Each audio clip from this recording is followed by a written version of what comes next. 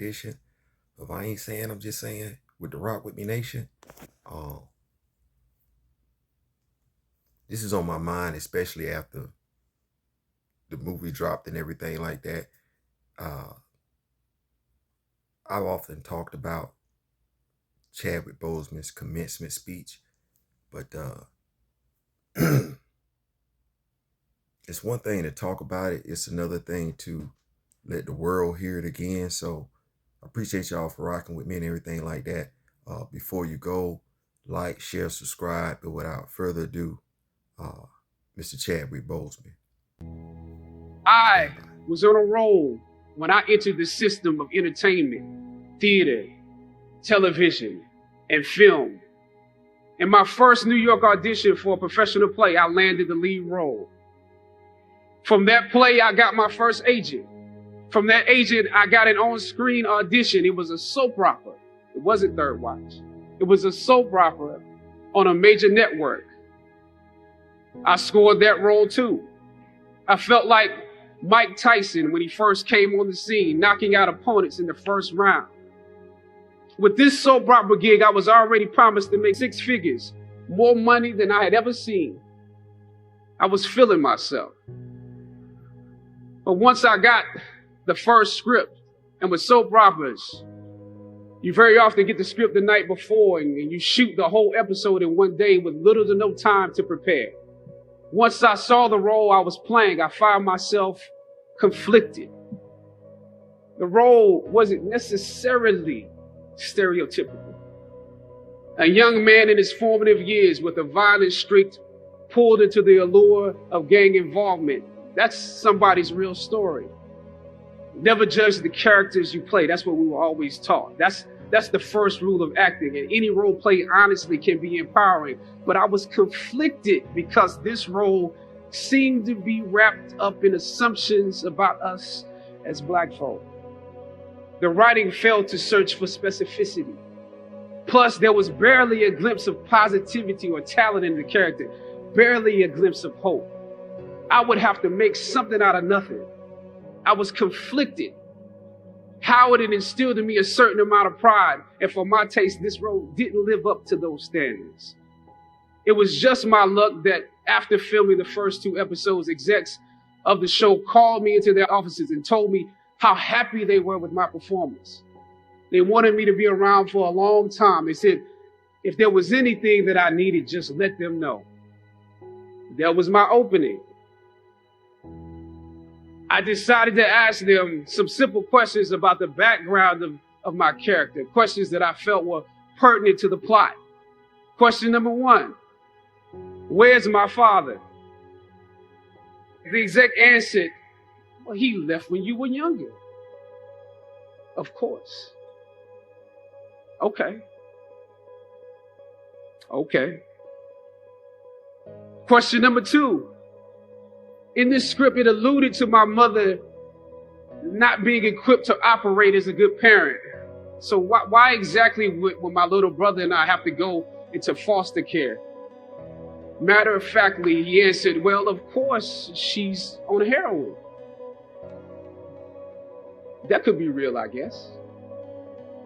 But I didn't want to assume that's what it was. If we're around here assuming that the Black characters in the show are criminals, on drugs and deadbeat parents, then that would probably be stereotypical, wouldn't it? That word stereotypical lingered. One of the execs pulled out my resume and began studying it. The other exec wore a smile, trying to live up to what they had promised me only a few moments before. If there's anything you need, just let us know. She said, as you have seen, things move really fast around here. But we are more than happy to connect you with the writers if you have suggestions. Yeah, I said, that would be great. I said, because I'm just trying to do my homework on this. I didn't know if you guys had decided on all the facts, but maybe there's some things we could come up with, some talent or gift that we can build. Maybe he's really good at math or something. He has to be active. I'm doing my best not to play this character like a victim. So you went to Howard University, huh? The exec holding my resume interrupted, peeking over the pages. Yes, I said proudly. He slid my resume back in his desk and said, "Thank you for your concerns.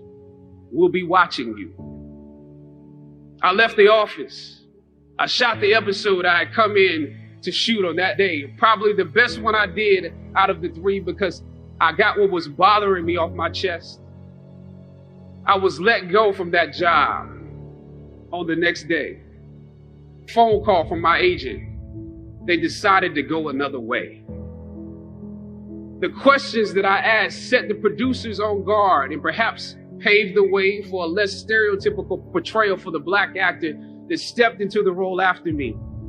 As the scripture says, I planted the seed and Apollos watered it. But God kept growing.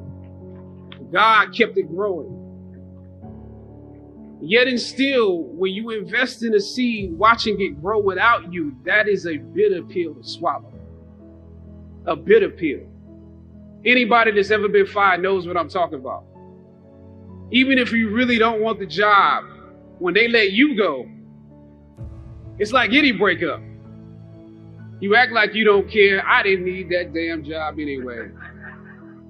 I didn't need them.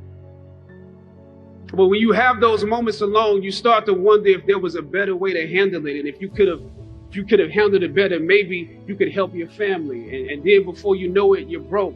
And you find yourself scraping together change just so you can ride the subway so that you can get the next job. And maybe if you could book something else, that would eclipse the feeling of doubt that's building. But it seems like you can't pay them to hire you now. My agents at the time told me it might be a while before I got a job acting on screen again. But that was fine because I never wanted to act in the first place. And I definitely didn't want to be caught dead going after a fake Hollywood pipe dream. I'm more of a writer-director anyway, so forget their stories. I can tell my own stories. As conflicted as I was before I lost the job, as adamant as I was about the need to speak truth to power, I found myself even more conflicted afterwards. Sometimes you need to get knocked down before you can really figure out what your fight is and how you need to fight it. At some point, my mind reverted back to my experiences here, to the professors that challenged me and struggled against me. Finally, I thought of Ali in the middle of the yard, in his elder years, drawing from his victories and his losses. At that moment, I realized something new about the greatness of Ali and how he carried his crown. I realized that he was transferring something to me on that day. He was transferring the spirit of the fighter to me. Sometimes you need to feel the pain and sting of defeat to activate the real passion and purpose that God predestined inside of you. God says in Jeremiah, I know the plans I have for you. Plans to prosper you and not to harm you. Plans to give you hope and a future. Hear me well on this day. When you have reached the hilltop and you are deciding on next jobs, next steps, careers, further education, you would rather find purpose than a job or a career. Purpose crosses disciplines. Purpose is an essential element of you. It is the reason you are on the planet at this particular time in history. Your very existence is wrapped up in the things you are here to fulfill. Whatever you choose for a career path, remember the struggles along the way are only meant to shape you for your purpose. When I dare to challenge the system that would relegate us to victims and stereotypes with no clear historical backgrounds, no hopes or talents, when I questioned that method of portrayal, a different path opened up for me. The path to my destiny. When God has something for you, it doesn't matter who stands against it.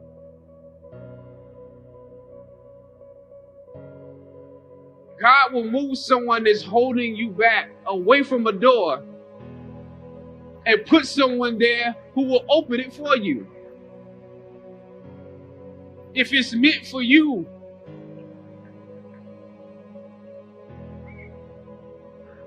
I don't know what your future is, but if you're willing to take the harder way, the more complicated one, the one with more failures at first than successes, the one that has ultimately proven to have more meaning, more victory, more glory, then you will not regret it. Now, this is your time.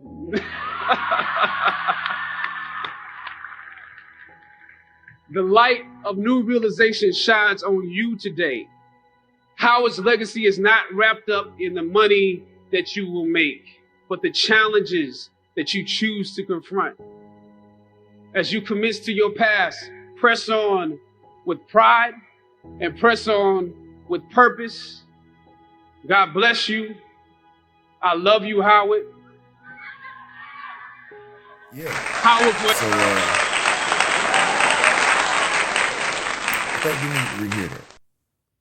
I think it's significant. I think it's important. Been a lot of words put in the Chadwick Boseman's mouth. A lot of hot takes on what he said. Well, you just heard him. What he stood for, what he experienced.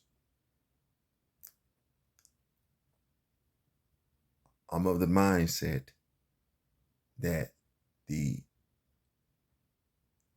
worn, outdated, stereotypical tropes that we found in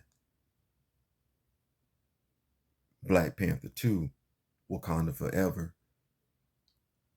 at the very least, do not echo his sentiments from the commencement speech at Howard University. I ain't saying, I'm just saying. Listen, before you go, make sure you like, share, subscribe. My wife is under the belief that we can get to 1,000 by Thanksgiving. And considering where the numbers sit right now, that's not out of the realm of possibility. So please make sure y'all like, share, subscribe. It'd definitely be a nice holiday gift. I ain't saying, I'm just saying. Peace. Trying to figure out how to say this. Peace is Zolo. I'm working on my pronunciation of that. I ain't saying, I'm just saying.